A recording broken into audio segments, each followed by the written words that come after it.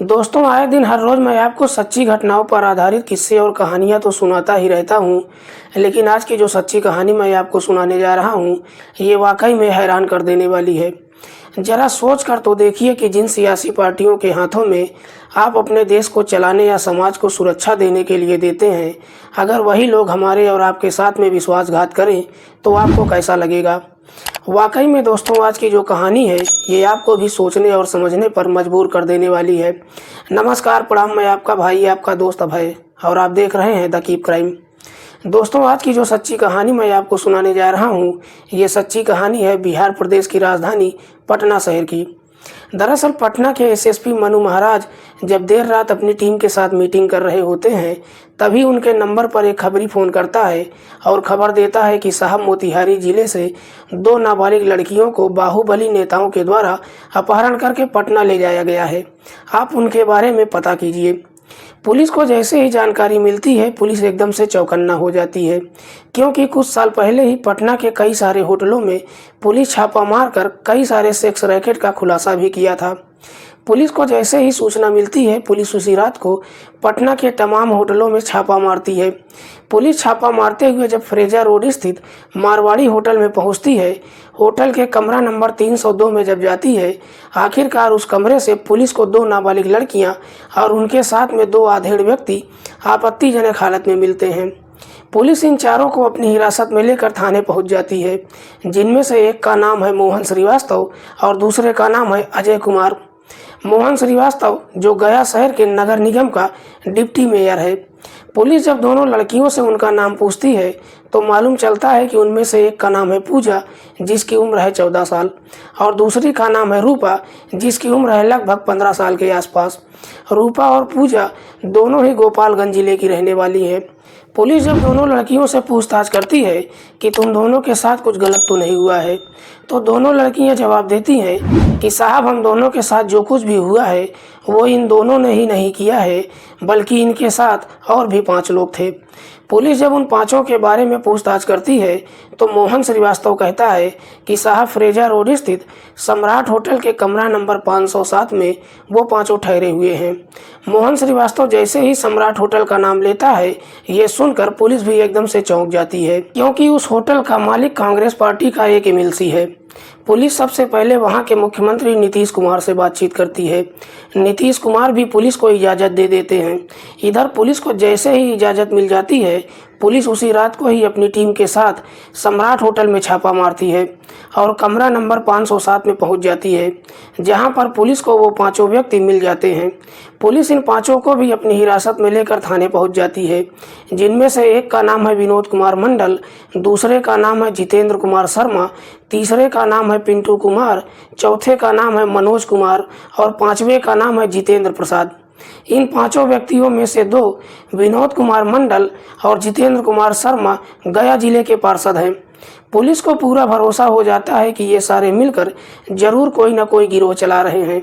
Police जब दोनों लड़कियों पूजा और रूपा से पूछताछ करती हैं कि तुम दोनों इनके संपर्क में कैसे आई, तो पूजा और रूपा पुलिस को एक ही जवाब देती हैं कि साहब, हम दोनों ने अनीता मैडम से मुलाकात किया था। अनीता जो मोतिहारी जिले की रहने वाली है। पुलिस के सामने जैसे ही अनीता का नाम आता है, पुलिस अगले ही दिन मोतिहारी जिले की रहने वाली अनीता के घर पहुंच जाती है और वहां से अनीता को भी अपनी हिरासत में लेकर आती है। अनीता जिसकी उम्र है लगभग 32 साल के आसपास। पुलिस जब उससे उसके पूरे गिरोह के बारे में पूछताछ करती है, अनीता जब अपनी पूरी कहानी पुलिस को बताती है, तो वाकई में इसके बाद एक बहुत ही बड़े पैमाने पर चल रहे सेक्स रैकेट का खुलासा होता है। अनीता जो बेहद गरीब परिवार से तो है, दिखने में भी बेहद ही खूबसूरत है। अनीता जब 14 साल की होती है, तभी उसके इलाके के रहने वाले कई सारे लड़कों के साथ अनीता का प्रेम प्रसंग शुरू हो जाता है। उसके बाद अनीता अपना जीवन यापन करने के लिए अपने ही पड़ोस की रहने वाली एक महिला से संपर्क करती है और उसके माध्यम से एक घर में साफ सफाई का काम करने लगती है। लेकिन अनीता जिस महिला के माध्यम से काम पाती है, उस महिला का एक लड़का है जिसका नाम है विपिन। दरअसल अनीता का विपिन के साथ में रिलेशन बन जाता है। अनीता और विपिन के बीच में जब रिलेशन शुरू होता है, कुछ महीने तो ठीक ठाक चलता है, लेकिन विपिन का जब अनीता से मन भर जाता है, उसके बाद विपिन अनीता को अपने कई सारे दोस्तों के पास भी भेजना शुरू कर देता है, जिसकी वजह से अनीता का कई सारे लोगों के साथ प्रेम प्रसंग शुरू हो जाता है। हालांकि इसके बावजूद भी अनीता किसी को मना नहीं करती है, लेकिन अनीता ये सोचती है कि जब ये सारे लोग मेरे जिस्म को नोच ही रहे हैं, तो क्यों ना मैं अपने जिस्म को ही धंधा बना लेती हूँ। उसके बाद अनीता जिस्म फरोशी का धंधा करने लगती है। जब इस धंधे में उतरती है, कुछ ही समय में अच्छा खासा पैसा भी कमाती है। अनीता के पास जब मोटी रकम हो जाती है, उसके बाद अनीता हरियाणा प्रदेश के रहने वाले एक व्यक्ति के साथ शादी कर लेती है। शादी करने के बाद अनीता इन सारे धंधों को छोड़ देती है। उसके बाद अपने पति के साथ हरियाणा में ही रहने लगती है। लेकिन अनीता जब अपने पति के साथ कुछ महीने का समय गुजारती है, उसका अपने पति के साथ भी नहीं बनती है और आखिरकार कुछ ही महीने के बाद अनीता अपने पति से अलग हो जाती है। अनीता जब अपने पति से अलग हो जाती है, उसके बाद फिर से अपने घर आती है और फिर से अपना जीवन यापन करने के लिए एक संस्था से जुड़ जाती है। दरअसल उस संस्था में जितनी भी महिलाएं होती हैं, गांव-गांव में घूमकर एड्स की बीमारी के बारे में लोगों को जागरूक करती हैं। अनीता जब इस संस्था को ज्वाइन करती है, काफ़ी मेहनत तो करती है, लेकिन अनीता को कुछ खास पैसे नहीं मिल पाते हैं। इसलिए अनीता उस संस्था को छोड़ देती है और फिर से अपने जीवन को बेहतर तरीके से जीने के लिए अपने पुराने धंधे को ही शुरू कर देती है। लेकिन इस बार अनीता जब अपने पुराने धंधे की शुरुआत करती है, तो इस धंधे में उन्हीं सारी लड़कियों को टारगेट करना शुरू करती है जो लड़कियां इस संस्था में काम करती हैं। दरअसल अनीता गांव देहात की लड़कियों को अपने पास काम दिलाने के बहाने से बुलाती है और उनको कम समय में ज़्यादा पैसा कमाने का लालच देती है और अपने धंधे में उतार देती है। हालांकि कुछ लड़कियां उसकी बात मान जाती हैं, लेकिन कुछ लड़कियां जब अनीता की बात नहीं मानती हैं, वो कैसे भी करके षड्यंत्र करके अपने धंधे में उतार देती है। लेकिन इस बार जब अनीता अपने धंधे की शुरुआत करती है, ये धंधा काफ़ी तेज़ी से फैलता है और आखिरकार अनीता अब अपने इलाके से बाहर निकलकर कई सारे स्टेट में अपने धंधे को फैला देती है। साथ ही साथ नेपाल तक भी अपनी लड़कियों की सप्लाई करने लगती है। वाकई में अनीता जब ये पूरी कहानी पुलिस को बताती है, पुलिस अब डिप्टी मेयर मोहन श्रीवास्तव से पूछताछ करती है कि तुम इस धंधे में कैसे आए। लेकिन मोहन श्रीवास्तव जब अपनी पूरी कहानी बताता है, तो वाकई में मोहन श्रीवास्तव की कहानी सुनकर उसकी पत्नी मनीषा श्रीवास्तव को लेकर बहुत ही बड़ा खुलासा होता है। दरअसल मोहन श्रीवास्तव शुरुआत में काफ़ी साफ सुथरी छवि का होता है। मोहन श्रीवास्तव अपने राजनीतिक करियर की शुरुआत गया शहर के ही सांसद राजेश कुमार के बतौर प्राइवेट सेक्रेटरी के तौर पर करता है। दिल्ली में रहकर जब सांसद के साथ कुछ साल का समय गुजारता है, जब उसको राजनीति की थोड़ी बहुत जानकारी हो जाती है, उसके बाद मोहन श्रीवास्तव दिल्ली छोड़ देता है और हमेशा के लिए गया में आ जाता है और फिर साल 2014 में पहली बार गया शहर से कांग्रेस के टिकट पर चुनाव लड़ता है। हालांकि मोहन श्रीवास्तव इस चुनाव में हार जाता है, जिसकी वजह से मोहन श्रीवास्तव की माली हालत भी काफ़ी ख़राब हो जाती है। लेकिन इसके बावजूद भी मोहन श्रीवास्तव हार नहीं मानता है और अगली बार इसी गया जिले से पार्षद का चुनाव लड़ता है, जिसमें मोहन श्रीवास्तव को जीत मिल जाती है।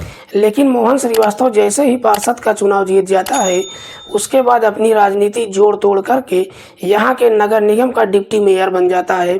लेकिन मोहन श्रीवास्तव की छवि सबसे पहले 25 दिसंबर 2023 को खराब होती है। दरअसल मोहन श्रीवास्तव की पत्नी मनीषा श्रीवास्तव का इसी चौक रोड पर अपना एक मकान है, जिसको मनीषा श्रीवास्तव ने अपने एक रिश्तेदार को किराए पर दे रखा था। वो रिश्तेदार इसी मकान में जेंट्स पार्लर के नाम पर सेक्स रैकेट चला रहा था। इस बात की जानकारी जब पुलिस को मालूम चलता है, पुलिस जब जाकर मसाज पार्लर में छापा मारती है, तो वहां से पुलिस को 3 लड़कियां और 2 व्यक्तियों को अपनी हिरासत में लेकर थाने आती है।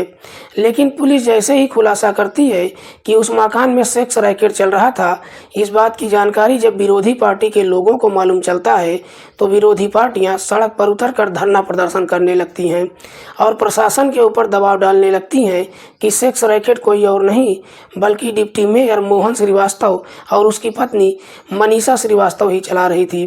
हालांकि पुलिस इस मामले में काफ़ी छानबीन तो करती है, लेकिन इसके बावजूद भी पुलिस को कोई सबूत नहीं मिलता है। लेकिन मोहन श्रीवास्तव की जब छवि खराब हो जाती है उसके बाद मोहन श्रीवास्तव भी अनीता के धंधे को ज्वाइन कर लेता है। इधर 6 जनवरी 2024 को गोपालगंज की रहने वाली पूजा और रूपा एक नौकरी की तलाश में जब अनीता से संपर्क करती हैं, अनीता इन दोनों को मोतिहारी बुलाती है। पूजा और रूपा जब अनीता से मिलने के लिए मोतिहारी में जाती हैं, अनीता इन दोनों लड़कियों को डिप्टी मेयर मोहन श्रीवास्तव के हवाले कर देती है। पूजा और रूपा को समझाते हुए कहती है कि ये हमारे ही आदमी हैं, इनके साथ पटना जाओ, ये तुम दोनों को वहाँ पर सारा काम समझा देंगे। मोहन श्रीवास्तव जब पूजा और रूपा को गाड़ी में बिठाता है, अपने साथ अपने दोस्त अजय कुमार को भी बैठा लेता है। दोनों लड़कियों को जब गाड़ी में लेकर मोतिहारी से पटना के लिए रवाना होते हैं, मोहन और अजय गाड़ी में ही दोनों लड़कियों के साथ काफ़ी छेड़खानी भी करते हैं। लेकिन दोनों ही जब पूजा और रूपा को लेकर पटना के मारवाड़ी होटल के कमरा नंबर 302 में पहुंचते हैं, मोहन श्रीवास्तव अपने 5 दोस्तों को भी बुला लेता है। उसके बाद कमरा नंबर 302 के अंदर ये सातों मिलकर पूजा और रूपा के साथ बारी बारी से दुष्कर्म भी करते हैं। इससे पहले कि इन दोनों लड़कियों को ये सब मिलकर ठिकाने लगाते, खबरी इस बात की जानकारी पटना के एसएसपी मनु महाराज को दे देता है।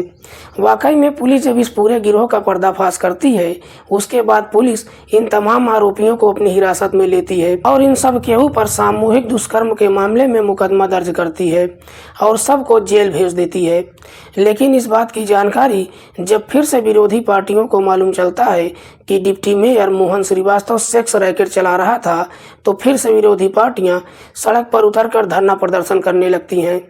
सत्ता पार्टी के ऊपर इस प्रकार से दबाव देती हैं कि आखिरकार party deputy mayor Mohan Srivastava को अपनी पार्टी से बर्खास्त कर देती है। दोस्तों, इस पूरी घटना के बारे में आपकी क्या राय है? आप अपनी राय जरूर दीजिएगा। दोस्तों, आज की कहानी सुनाने का उद्देश्य किसी को परेशान करना नहीं है, किसी की भावनाओं को आहत करना नहीं है। हमारा उद्देश्य समाज में हो रहे अपराध के प्रति आपको जागरूक करना है। मिलते हैं किसी और सच्ची कहानी के साथ, तब तक के लिए नमस्कार। जय हिंद।